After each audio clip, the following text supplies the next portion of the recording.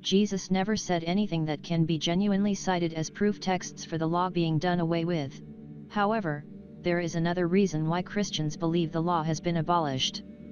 This reason is Paul, the self-proclaimed apostle. Paul happens to be the only figure in the Bible to speak explicitly against the law. In Galatians 2 verse 16, he claims a person is not justified by the works of the law, and thereby contradicts the Old Testament's teachings that keeping the law is associated with righteousness. In Galatians 3 verse 23, Paul asserts that believers were kept in custody under the law and were shut up to faith. But in reality, faith and the law worked hand in hand. Does Paul really think that those who followed the law in earlier generations lacked faith? In Galatians 3 verse 10, Paul goes so far as to call the works of the law a curse. Here Paul very clearly contradicts the words of Deuteronomy 11, where God connects obedience of the law with a blessings and disobedience with a curse. In Galatians 5 verse 18, Paul asserts that if one is led by the Spirit, he is no longer under the law. But the Old Testament says in Ezekiel 36, verse 27, that having the Spirit moves people to follow the law. Either Paul had no knowledge of this or was purposely teaching false doctrine. In Romans 6 verse 14, Paul claims believers are not under the law but under grace.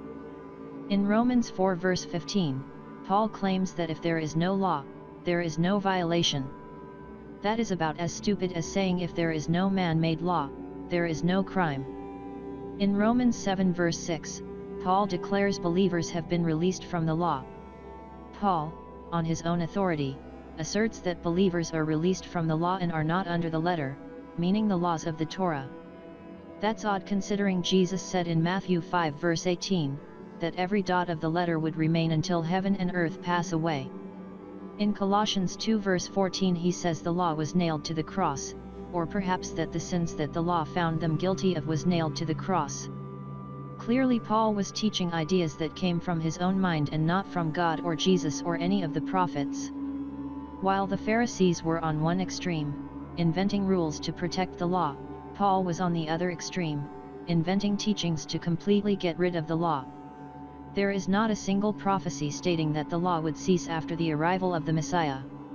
Jesus himself plainly stated that the law was to remain until heaven and earth passed away.